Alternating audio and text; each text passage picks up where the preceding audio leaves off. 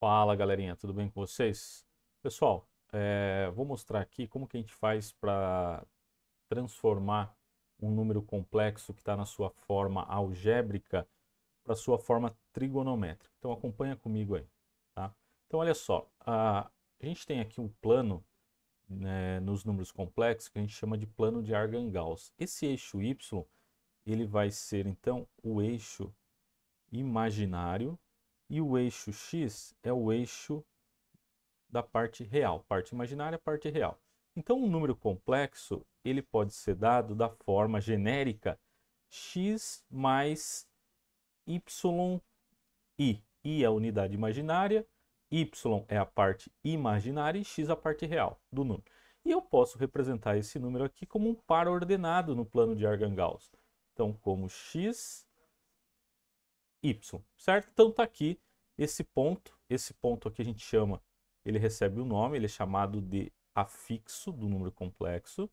A distância da origem desse plano de Argand-Gauss até esse afixo a gente chama de módulo.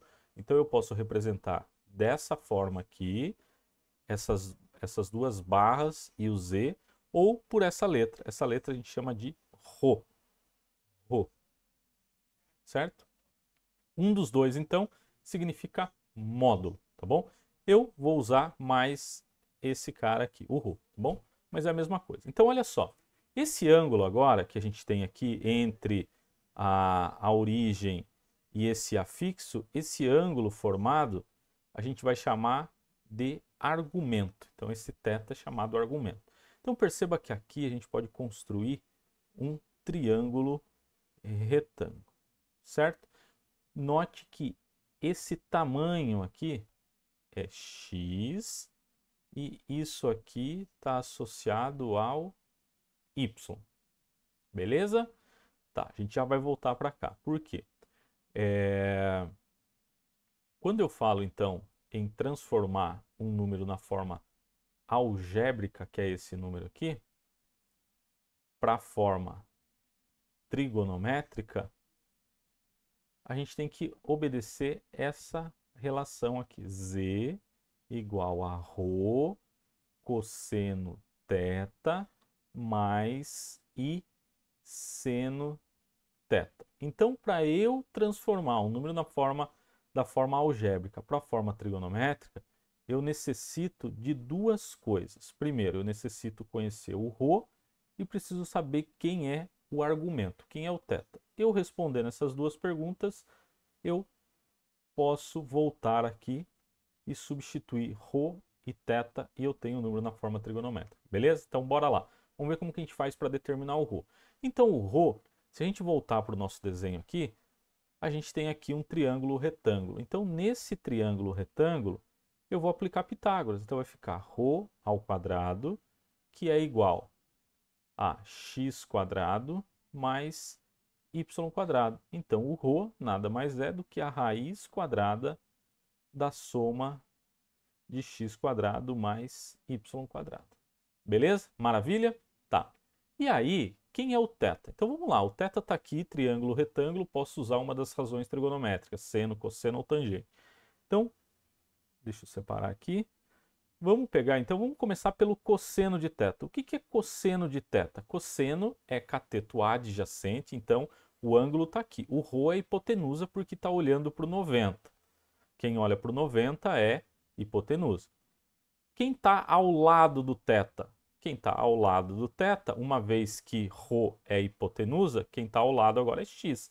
Então, cateto adjacente é x. Quem é a hipotenusa? A hipotenusa é ρ. Beleza?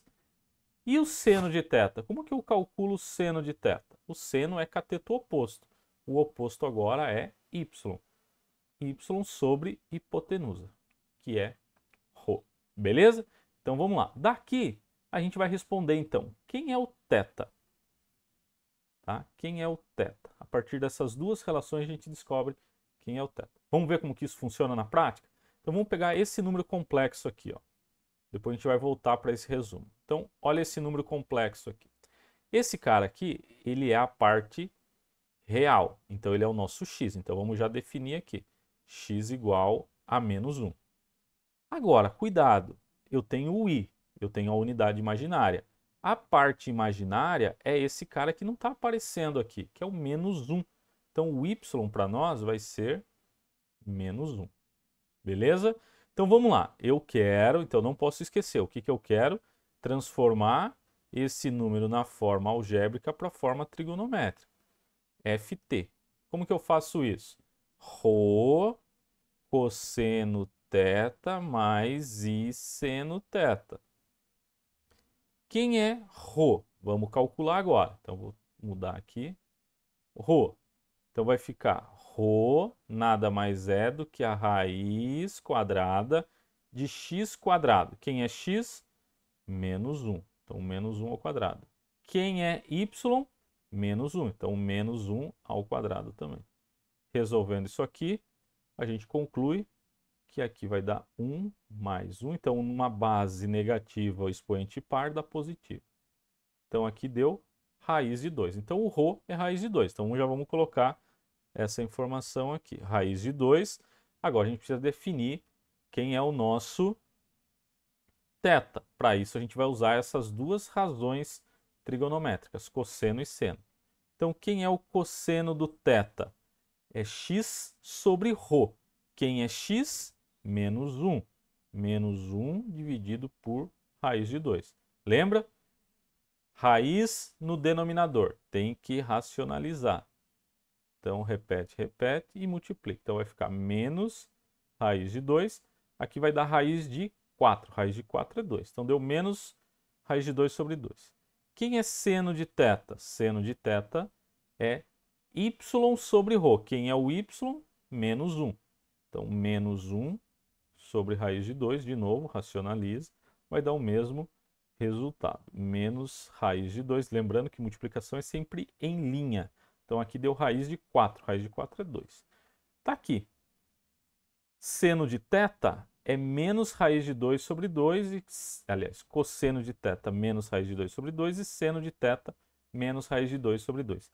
Quem é o ângulo θ, então? Para isso, a gente vai vir aqui, vai olhar para o nosso ciclo trigonométrico e no ciclo trigonométrico eu sei que esse eixo ele é o eixo do cosseno e esse eixo em pé é o eixo do seno. Então vamos lá. É menos raiz de 2. Onde o cosseno e o seno são negativos? Aqui, nesse quadrante. Tá? Vou colocar aqui o ponto em qualquer lugar nesse terceiro quadrante. Tá? Então olha só, se eu projeto no cosseno, dá negativo. Se eu projeto no seno, dá negativo.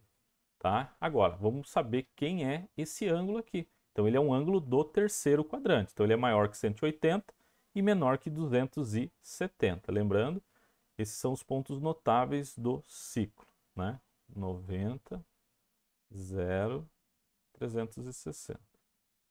Então vamos lá, vamos buscar quem é esse ângulo. Então como que eu faço isso? Primeiro, eu olho aqui e esqueço, ó, aqui é negativo. Posso pegar ou o cosseno ou o seno para verificar, não tem problema. Vamos pegar o cosseno, vamos esquecer o sinal negativo. Cosseno de um ângulo no primeiro quadrante que dá a raiz de 2 sobre 2. Então esquece o sinal. É o 45.